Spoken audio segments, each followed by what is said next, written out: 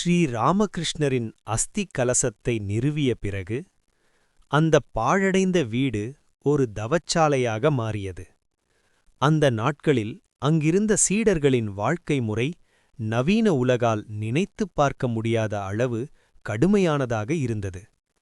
வராகநகர் மடத்தில் நிலவிய வறுமை சொல்லுணாதது.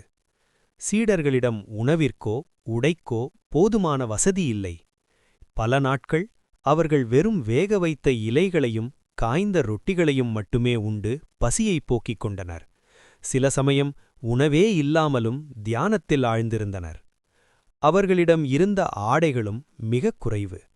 வெளியில் செல்வதற்கு ஒரே ஒரு நல்ல ஆடை மட்டுமே இருந்தது. அதை ஒவ்வொருவராக மாற்றி மாற்றி உடுத்திக்கொண்டு வெளியில் செல்வார்கள்.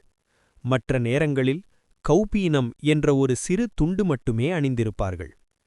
உடல் பட்டினியால் வாடினாலும் அவர்களின் ஆன்மா ஞானப் பசியால் உந்தப்பட்டது. நரேந்திரரின் தலைமையில் அந்த பாழடைந்த கட்டிடத்தில் தியானம், பஜனை மற்றும் தத்துவ விவாதங்கள் இடைவிடாது நடந்தன.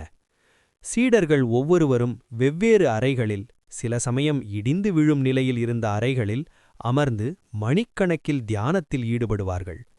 அவர்களுக்கு கீதை, உபநிடதங்கள் மற்றும் மேற்கத்திய தத்துவங்களான காண்ட், ஹேகல் போன்றவர்களின் கருத்துக்களை விளக்குவார். அந்த பழைய கட்டிடம் ஒரு பல்கலைக்கழகம் போலவும் ஒரு தியான கூடமாகவும் மாறியது.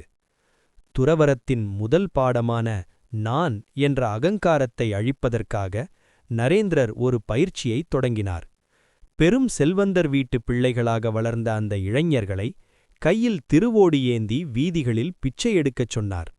அந்த பிச்சை உணவை குருதேவருக்கு நைவேத்தியம் செய்துவிட்டு அனைவரும் ஒன்றாக அமர்ந்து உண்ணும்போது அவர்களுக்குள் ஒரு மாபெரும் ஒருமைப்பாடும் தியாக உணர்வும் பிறந்தது.